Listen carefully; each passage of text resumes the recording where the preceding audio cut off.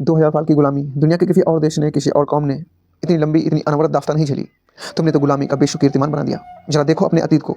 सिकंदर आया, हुड़ आए, कुशाण आए, मुगल आए, पठान आए, अंग्रेज आए, पुर्तगाली आए, फ्रांसीसी आए। यह देश तो एक सराय बन गया।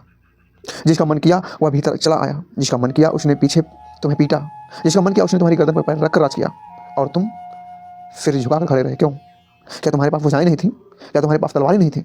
मुट्ठी भर अंग्रेज आए थे, सिर्फ मुट्ठी भर तराजू लेकर आए थे दुकानदार बनकर, और तुम 33 करोड़ का विशाल महासागर और मुट्ठी भर दुकानदार, और तुम हार गए। 33 करोड़ लोगों ने मुट्ठी भर के सामने घुटने टेक दिए, और आज हम अपनी मूंछों पर ताव देकर कहते हैं हम वीर थे।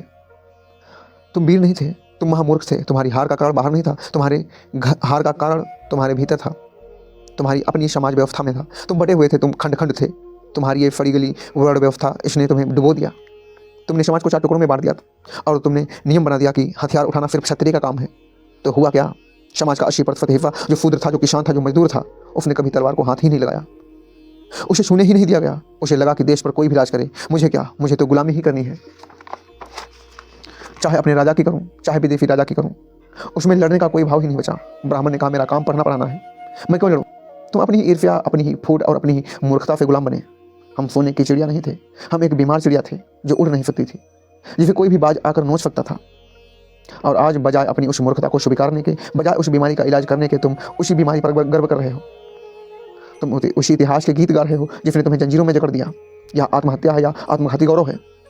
तो फिर सवाल उठता है, अगर हमारा इतिहास इतना ही दागदार है, इतना ही कमज़ोर है, तो तुम्हें यह गौरव की अफीम क्यों चटाई जा रही है? सुबह से शाम तक नेता, धर्मगुरु, पंडित सब एक ही रट क्यों लगाए हुए हैं कि हम महान थे? तुमने कभी सोचा है?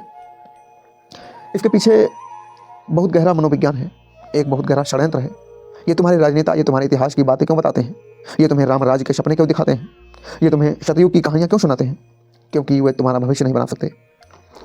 ये राजनीति का सीधा नियम है। जिसके पास देने के लिए भविष्य नहीं होता, जिसके पास कोई दृष्टि नहीं होती, वह अतीत के गुण गाता है, वो मुर्दे उखाड़ता है, वो तुम्हें पीछे देखने पर मजबूर करता है। वो तुमसे कहते हैं कि देखो, शतयुग में हमारे पास पुष्पक विमान था, हम मन की गति से उड़ते थे। क्यों? ताकि तुम ये ना पूछ लो कि आज हमारी सड़कें टूटी क्यों हैं, आज हमारी रेलगाड़ियाँ घंटों देरी से क्यों चल रही हैं, आज हमारे बच्चों को रोटी क्यों नहीं मिल रही है। जब तुम्हारी जेब खाली होती है, जब तुम दरिद्र होते हो, तभी तुम अपने दादाजी की अमीरी की बात करते हो। मेरे दादाजी हाथी पर चलते थे। अरे दादाजी हाथी पर चलते थे, लेकिन तुम तो नंगे पैरों पर चल रहे हो। तुम्हारे पैरों के छाले देखो, ये भिखारी का अहंकार है। एक अमीर आदमी कभी नहीं चिल्लाता कि मैं अमीर हूँ।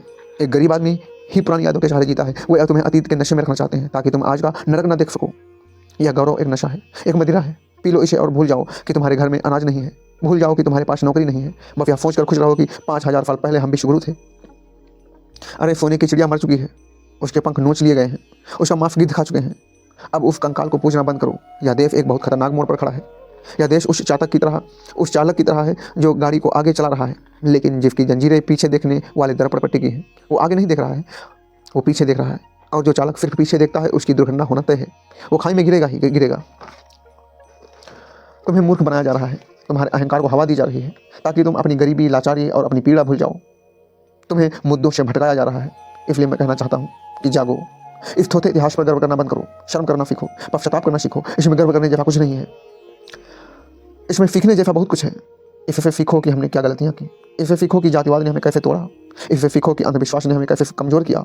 इतिहास एक पाठशाला है, पूजा का मंदिर नहीं है। इतिहास को अपने सिर पर मत उठाओ, ये मुर्दों का बोझ है। तुम जिंदा लोग हो, जिंदा आदमी मुर्दों को कंधों पर नहीं धोता, वो उन्हें जला देता है, उनका अंतिम संस्कार कर देता है। तुम्हें भी इस इतिहास का अंतिम संस्कार कर देना चाहिए। इस गौरव के गुब्बारे को फोड़ना होगा। हम एक नया भारत चाहिए, वो भारत नहीं जो अतीत के गुण गाता हो, बल्कि वो भारत जो भविष्य का निर्माण करता हो, जहाँ इंसान की कीमत हो, जहाँ शूद्र और ब्राह्मण में कोई भेद ना हो, जहाँ नारी किसी जुए का दाव ना हो, न ही किसी चिता की राख हो, जहाँ ज्ञान पर सबका अधिकार हो। मुर्दों को पूजना बंद करो, चिताओं की राख को खरीदना बंद करो, जिंदगी को पूजो, आने वाले कल को खोजो। अपने बच्चों को ये मत बताओ कि हम कल क्या थे, उन्हें यह बताओ कि हम क्या हो सकते हैं। गौरव बाप दादाओं पर नहीं, अपने बच्चों पर होना चाहिए। यही धर्म है, यही क्रांति है, और यही एकमात्र रास्ता भी है।